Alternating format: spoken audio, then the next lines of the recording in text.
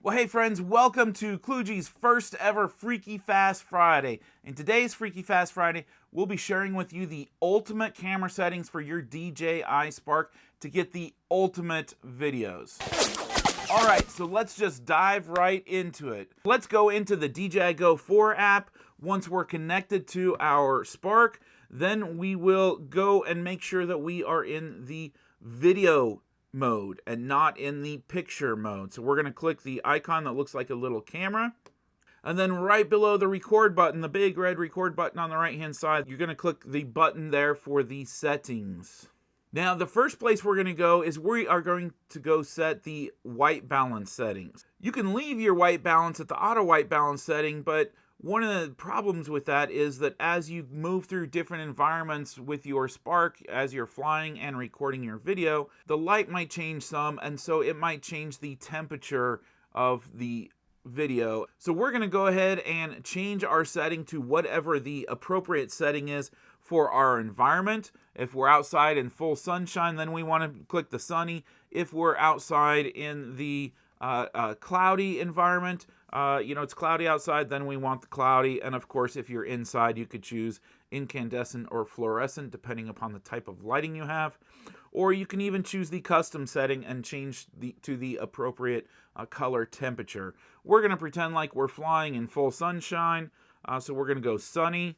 Alright, so now that we've set our white balance to an appropriate setting, we're back on the previous screen, and we're going to choose grid. Now, I personally like having grid lines on my screen. I personally think that it helps with composition. If you would like more information on how to use those grid lines, you can go to Google or your favorite search engine and search for photography rule of thirds, and you'll find tons of information about the composition. So we're done in that particular area. Now we're going to change to the icon that looks like an aperture diaphragm on the left. We're now going to change that from being in automatic mode. We're going to select M for automatic, so that should be highlighted. And now we've really only got a couple of settings that we can change within the Spark's camera settings for videos. Now, the first one we're going to talk about is the shutter speed. So we want this set as close to 60 as possible. There is this concept called Rule of 180. And there's a lot of in-depth detail that you can learn about it.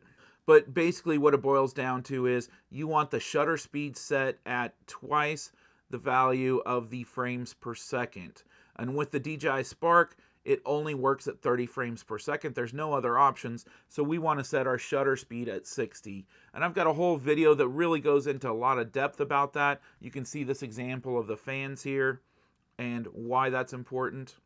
Now the next setting that we have control over is the ISO. So with the ISO, the higher the value is there, the more sensitive it is to light. So we want that probably as low as possible, because the higher you go, the more grainy and noisy the image becomes. For instance, if you're shooting at dusk or dawn and it's starting to get a bit dark out, you might be turning the ISO up to a higher value. But be careful, because if you do turn it up too high, your video isn't going to turn out very good. It's just going to be grainy and not very good quality. So we want that as low as possible without being overexposed. So at this point, we've done all the settings we can in DJI Go 4 for our DJI Spark to get the video set up as optimally as possible. But you might say, but David, it's overexposed. My image still doesn't look great. Well, the solution to that is ND filters. And the reason for that is that ND filters are kind of like sunglasses for your camera. And it limits the amount of light that gets into the camera itself and will help bring your exposure back into line. And the reason for doing this is because we have particular reasons for the other settings, and we don't really have any other ways to be able to limit the light other than having the ND filters. So once you select the appropriate ND filter to bring your exposure back in line, the smaller number ND filter blocks less amount of light. Larger the number, the more light it blocks out. So an ND32 is going to block out much more light than an ND4. So now that you've found the appropriate ND filter and have placed that on your camera, now you are good to go. You have the optimal settings, and now you're ready to go capture some great videos and be able to share them with the world. Now, if you don't have ND filters, there's two companies that I can recommend. One is Polar Pro and the other is Freewell. They have both sent me examples that I've been able to test, and they both work fantastic. So I'll leave links in the description below where you can go and check them out. So that's all there is to it.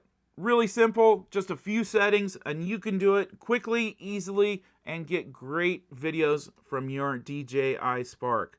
So I hope you enjoy the content we're putting out there. I'd love to have you part of the channel going forward. If you're not already a subscriber, I'd love to see you hit that subscribe button and also hit that bell so you're alerted when I put out a new video. So I hope you have a great day, and we will catch you on the next one. Ciao.